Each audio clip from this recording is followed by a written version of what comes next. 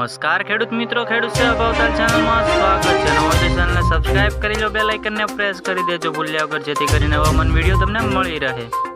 હવામાન નિષ્ણાત અંબાલાલ પટેલે મોટી આગાહી કરતા જણાવ્યું છે, પશ્ચિમ વિશે પણ એપ્રિલ હવામાનમાં પલટાવ આવશે, જે ભર ઉનાળે આંધી વંટોળ સાથે ગાજવીજ સાથે વરસાદ થવાની પણ આગાહી કરતા જણાવ્યું છે।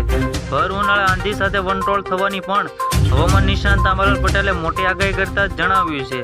જે 1 એપ્રિલ હવામાન પલટાય છે, જે ભર ઉનાળે આંધી વંટોળ સાથે ગાજવીજ સાથે વરસાદ થવાની શક્યતા છે। જે અંબાલાલ પટેલે બધું જણાવ્યું છે કે આગામી દિવસોમાં પશ્ચિમ વિક્ષેપણ આવશે, જેના કારણે 1 એપ્રિલ સુધી મહત્તમ અને ન્યૂનતમ તાપમાન સામાન્ય ઘટાડો થવાની પણ શક્યતા છે। જે હવામાન નિષ્ણાત મોટી આગાહી કરતા જણાવ્યું છે, 1 એપ્રિલથી સુધી મહત્તમ ન્યૂનતમ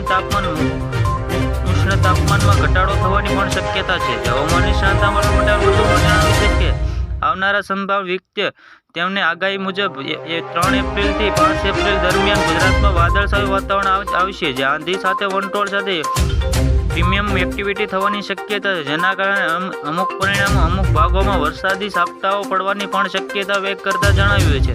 હવામાન નિષ્ણાત અંબાલાલ પટેલે સૌથી મોટી આગાહી કરતા જણાવ્યું છે, 3 એપ્રિલથી 5 એપ્રિલ દરમિયાન ગુજરાતમાં વાદળછાયું વાતાવરણ આંધી વંટોળ સાથે પ્રીમિયમ એક્ટિવિટી થવાની પણ આગાહી કરતા જણાવ્યું છે। જે વધુમાં અંબાલાલ પટેલે એ પણ કહ્યું છે, હવામાન નિષ્ણાત અંબાલાલ પટેલે વધુમાં કહ્યું છે કે વ્યક્તિ એક આગાહી મુજબ 3 એપ્રિલથી 5 એપ્રિલ હવામાનમાં પલટો આવવાની શક્યતા છે, અને એપ્રિલની 16 તારીખ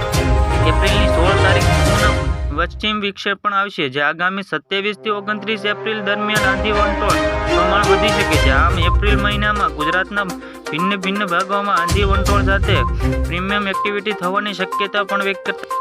આવી જ રીતે ખેડૂત મિત્રો ફરી મળીએ, જોતા રહો ખેડૂત સેવા ભાવતાલ યુટ્યુબ ચેનલ।